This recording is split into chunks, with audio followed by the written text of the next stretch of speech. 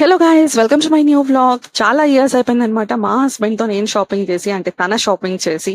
General గా మా వరకు ఎంత షాపింగ్ అయినా చేయిస్తారు, కానీ తన వరకు వస్తే బిగ్ నో అని చెప్పేస్తారు అనమాట. నాకు షాపింగ్ అంటే ఎంత ఇష్టమో తన డెడ్లీ ఆపోజిట్.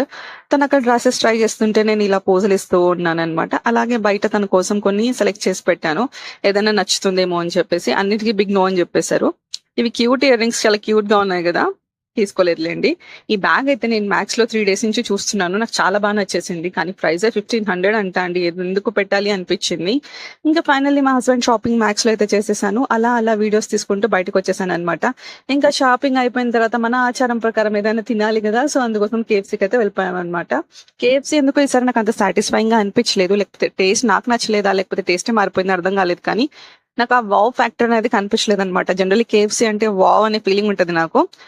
ఫైనల్లీ మా హస్బెండ్ వద్దు వద్దు అనుకుంటేనే షాపింగ్ అయితే చేయించేసారనమాట. అలా ఉంటది బలవంతం చేసి.